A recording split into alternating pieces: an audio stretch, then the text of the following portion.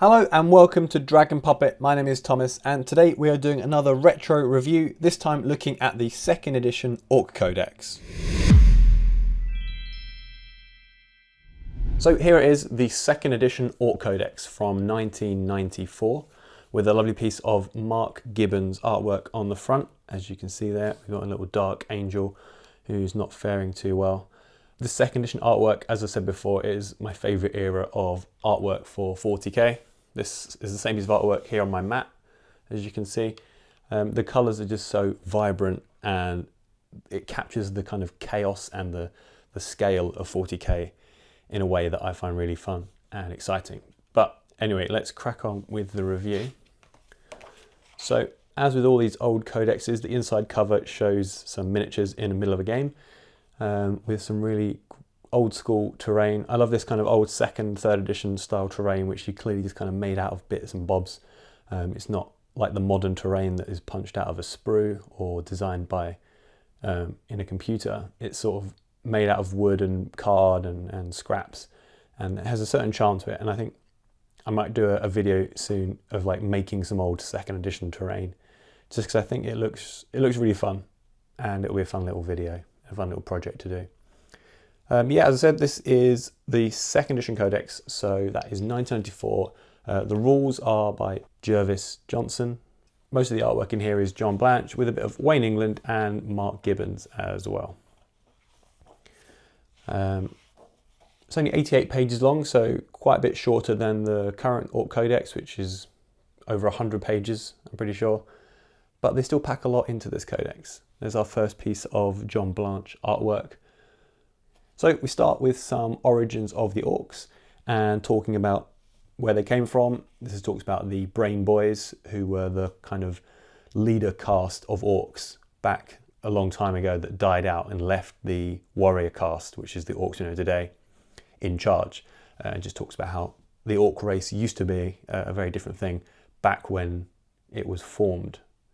Has some lore about other things, about how the Orks go on campaign, how they fight, and about what war is. Carrying on, we have more lore here about Gretchens and Snotlings. You don't see a lot of Snotlings in Orks these days, but they're basically the tiny, they look like Gretchens but even smaller.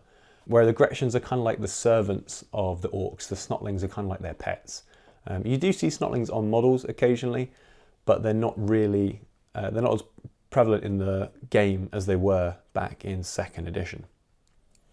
More fluff here, and talks about teeth and how teeth are used as the currency in Ork society. And then we get into the Ork clans. So you've got the 6 main clans here, and each box kind of describes what their specialty is and the colours that they usually wear. And you've also got each of their icons in the box there as well. So this is the Orky Know What's section, which is just kind of lots of interesting Ork lore and terminology and how Ork society works and how Ork technology works. You've got things about how Orks operate in space and their custom weapons, and it kind of tells you about how all weapons are kind of unique and made by the mech boys as and when needed. Also a bit about Ork dreadnoughts, which don't exist in modern Ork codexes. They kind of got rid of the dreadnoughts and absorbed them into like killer cans and death dreads and stuff like that. There's a little section about the Ork gods, which tells you kind of who the Ork gods are. You've got Gork and Mork, and also what the Ork gods look like, in so much as the Ork gargants are made in the image of the Ork gods. So if you want to know what Gork and Mork look like, look at the big Ork gargants, and that will give you an idea. So now we are into the kind of first rules section of the codex. As you can see, we've started getting some rules down here for the tractor cannon. This section is about the Ork artillery, of which there's a lot. It's kind of a trend you'll see with a lot of the, especially with this codex, but with a lot of 2nd edition codexes, there just are more units available for most armies. And over the years, they've sort of streamlined each army into slightly fewer units. But back in the day, there was enough different Ork artillery that it had its own section in the book, whereas these days I don't think there's anywhere near as much different types of Ork artillery that you can get. Nice little John Blanche artwork there. smasher gun, the squig catapult. I don't know if that still exists, the squig catapult. Maybe a bit too silly for modern 40k. The splatter cannon, these are all just, you know, kind of interesting rules. This has a bounce mechanic where it hits and it kind of bounces around depending on what you roll. It can kind of keep bouncing around the table, which is very fun. And the pulsar rocket, which I'm pretty sure again doesn't exist in the modern codex. Very powerful weapon that I don't think could work in 40k. It might have been in Apocalypse. I'll have to check that out. I'll put on the screen what happened to the pulsar rocket. The shock attack gun we do still have in modern 40k with a bunch of weird effects which are still present in 2nd edition, as you can see here, to roll on the table to see what strange effect happens when your shock attack gun hits, including stuff like the snotling materializing inside the body of the victim. It says the model is killed no matter how many wounds it has with no saving throw, which is pretty brutal. That's a pretty bad way to lose a very powerful character in in a game. Now we get on to some Ork war gear, which again, not a major part of modern 40k. The stratagems have kind of taken the place of that thing you pick before the battle starts. But in 2nd edition, the war gear was a thing that you looked at before you started the game. When you were building your army list, you customized it by picking the war gear for your characters and some of your units. And then some weapons. The combi weapon, I remember using these a lot in Dawn of War. They're great fun. Gretchen blunderbuss. And then we've got the Ork forces. So this is the main bulk of the codex. It's just all the different units. As I mentioned before, the snotlings actually have their own rules here, whereas in modern 40k the snotlings are so tiny and insignificant that they don't really need to have their rules. They don't really do anything in game. But in 2nd edition you had your orcs, your Gretchens and your snotlings, so you could make quite a diverse army of orcs. Runt herds, they're the ones that manage all the Gretchens. The pain boys, kind of like the surgeons. The mechanics, who are the ones that invent things and build and maintain machinery. Then you got your mad boys, which can either be sort of raving, crazy kind of berserker units, or really useful mechanics who can do very clever things. Mad boys inherit the knowledge and experience of the orcs before them, so they're either crazy or really smart.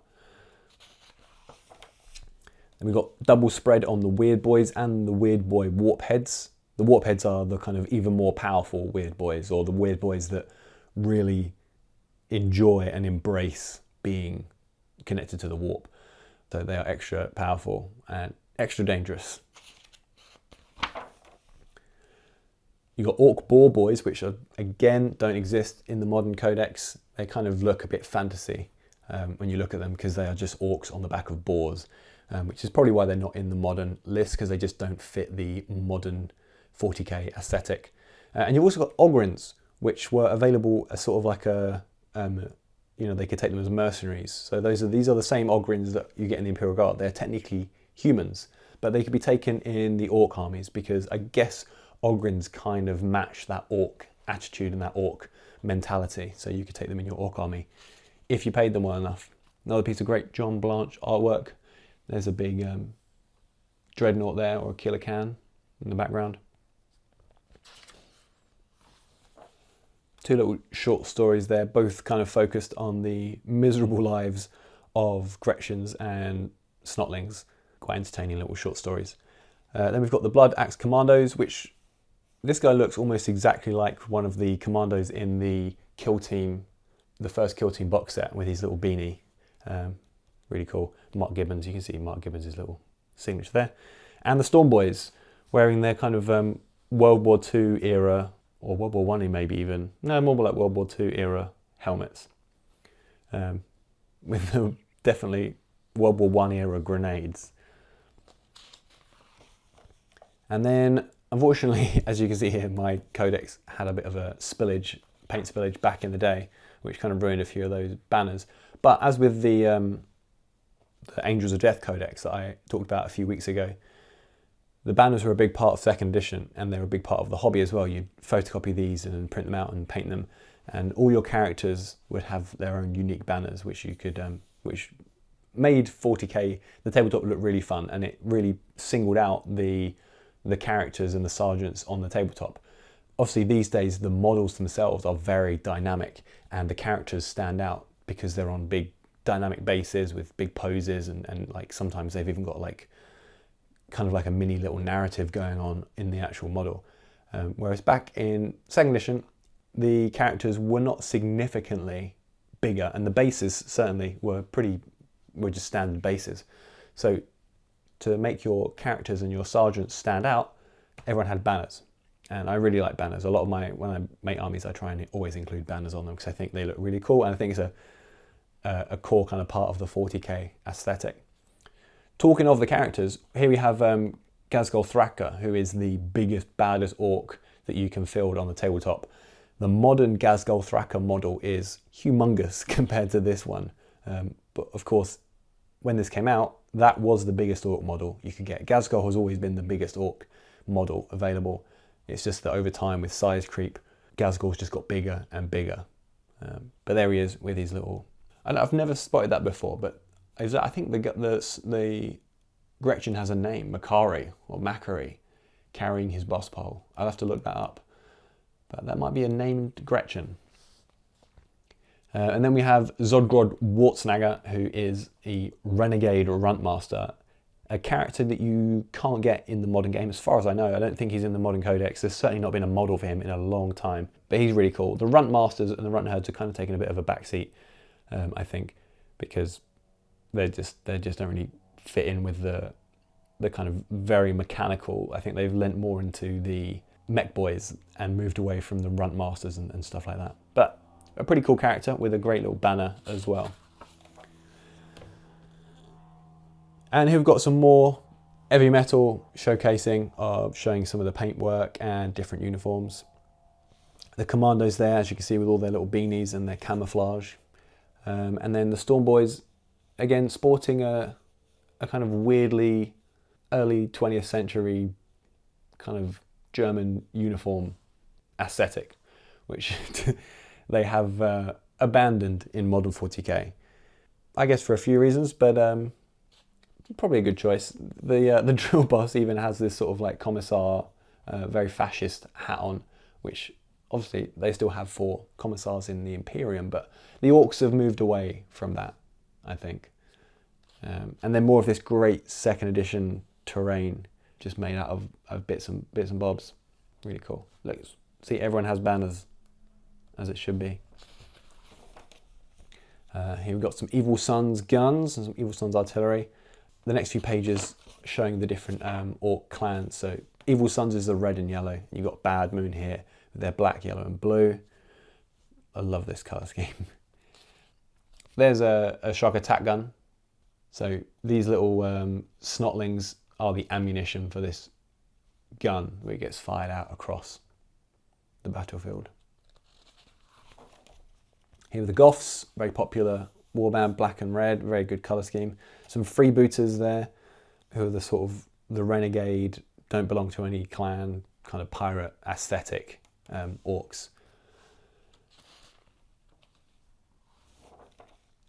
We have a little selection of Gretchens with their little guns. Very nice. Lovely Orc Dreadnought. Again, doesn't exist in modern 40k. We've got Killer Cans and Death Dreads instead. Even the Orc Dreadnought gets a banner. Same with the Space Marine Dreadnoughts. They have a little banner to show who they are and what they do, which I think is great. More banners, please. Snakebite Clan. Loads of Snakebite banners that you could photocopy and cut out and glue on, because these guys all have their own banners, which is really cool. Here are the boars. Some of them are cyber. Some of them are just regular boars, but these boars are cybernetic, have like cybernetic attachments. You can kind of see why they're not in modern 40k. They just look like fantasy era kind of orc units, but holding guns. More lovely banners. Yeah, and then a few more snake bites right there. And then you've got your war gear cards. Again, they expect you to photocopy this and cut it out so that you can use these in your games. And it tells you the points value. And you know, what the war gear does, so it's useful. In your game, you'd have those all down on the tabletop, and there's a few templates here, blast templates for specific orc weapons as well. Now moving on into the army list, as you can see, there's a great bit of John Blanche artwork there of Captain Badrock, the leader of the freebooters, with his big pirate hat and big pirate banners, really cool, big cutlass. Somewhere I used to have the metal model of him, really cool model. I don't know if there's a mod of him still that you can actually get in modern 40k, but he's a really cool character, really fun. That just kind of tells you the different like entries that are going to be in the army list, and then you've got the orc war gear list here, which, as you can see, a lot of the names are the same as the war gear from the Space Marines and the Guard. That, you know, plasma pistol, power sword, auto pistol, bolt pistol. They're the same weapons, and sometimes they look the same because they're just literally looted weapons from those armies. But also the orcs just use the same names for their own versions of those things, which just makes it easier as well. Playing the game is that you know what a plasma pistol does because everyone's seen a plasma pistol. Here we've got the characters. These aren't the named characters, these are just sort of the generic characters, so generic war boss, generic boss, freebooter captain, etc, etc. You've got your weird boy warphead, there's the runt herd there, you won't see anymore. Ogryn leader, little Gretchen assistants. And these are the mobs. These are like the big squads. So you've got a Nobs mob, the freebooters, and then you've got a mob that is different for each clan. So the Bad Moon Boys mob, the Storm Boys, Blood Axe, Death Skulls, Goth, Snakebite, Evil Sons, all got their own mobs, which is cool. Just slightly different rules, slightly different war gear, depending on which clan they're from, which is a thing I don't think you can really customize your army that way in modern 40k. So that's cool to see. And as you'll see a bit further on as well, there are lots more characters for the different clans, which makes them slightly more personalizable as well. And then you've got your support, with including your Ogryns and your Orc Dreadnought, and also the Gretchens and the Snotlings. As I said before, the Snotlings don't really have rules in modern 40k, even though they're on some of the models. You can't really field Snotling herds in modern 40k because they're just so tiny, they're kind of redundant. But I guess you could field them here to use them as sort of like a meat shield if you needed to. Then we've got artillery, the catapults, the big guns, the cannons, stuff like that. And then some vehicles, battle wagon, the buggy, the truck, Scorcher, and the bikes. Now we've got the named special characters. These are the big ones. So here is the Bad Moon Warlord. This is the guy who is in charge of the whole Bad Moon clan. Nazdreg Erdgrub. I don't think this guy, I'm almost certain this guy doesn't exist in modern 40k, but he's a really cool character with a decent bit of fluff about him, which just, you know, kind of has been lost as they've streamlined the army list. There's just fewer characters and fewer units available in modern 40k, which is probably a good thing for the competitive scene, but it's a bit not as fun for people who want to play narratively and have all these cool characters in there. And then you've got the little space chant there for the orcs, what they chant when they are hitching a ride on a space Hulk. There's Badrock and Mad Grotznik, who I think is still in the modern game. We still have him. And then Gazgoth Raka we definitely still have. He's much bigger and much badder these days than he was back then. But he still looks pretty gnarly in this piece of John Blanche artwork with all his banners and all his stuff. And there is Makari. So that is a character. Makari is the Gretchen. I think that's got to be like the only named Gretchen character that you can get, who is the Gretchen that carries Gazgol's banner. I'd completely forgotten that he existed. That's really cool. Says here that Makari is extremely lucky, which is represented with a 2-up save, which is really cool. I guess you'd have to be pretty lucky to be alive long enough to be a named Gretchen. And then more characters here. This is what I was saying about having named characters for the different clans. We have the kind of a Snakebite character. We have an Evil Sons character. Just adds more fluff to your, if you've got an Evil Sons, you've painted your orcs in Evil Sons colours, get the Evil Sons special character. And then there's I love this stuff. This is the stuff that, like, for a lore person like me, this is the best. So you've got the orc alphabet here in all their glyphs, and then all these orc glyphs for different words. and also kind of like a translation. So like, what's the orc word for enemy? Scum. What's the orc word for many loads? Ords.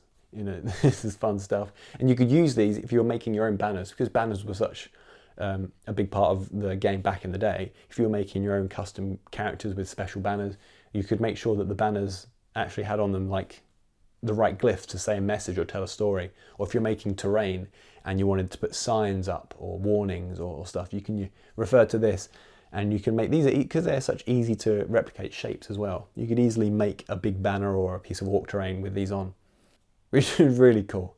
I love this kind of stuff. So here we have a nice big double page spread with a story in it, which is really cool.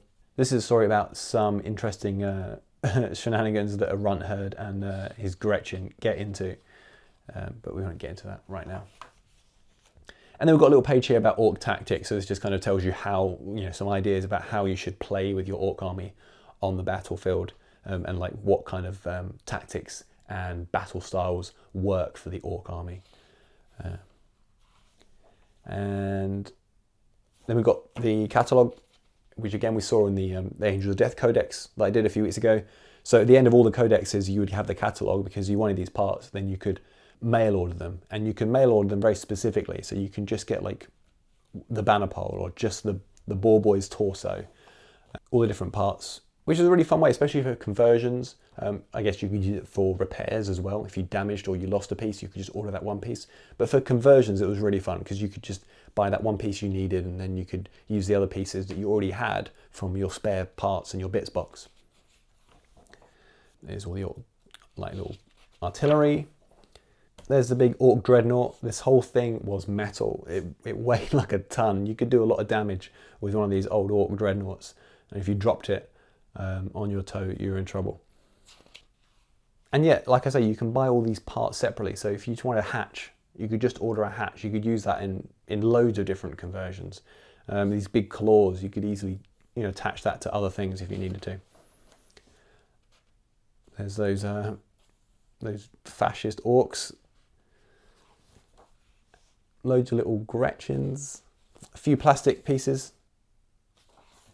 And then just tells us about some of the other things they were promoting at the time. And then a nice big double page kind of orc shanty town with the orc army up front. Love these old. I think I will do a video making some old terrain like this style. I've got a few ideas for that. So stick around if you want to see that. And let me know in the comments if there's any other old 2nd edition or 3rd edition codexes that you want me to have a look at, because I have most of them stashed away somewhere, and I'm more than happy to dig them out and go on a little nostalgia trip with you. Thanks for watching the video, and I will see you very soon.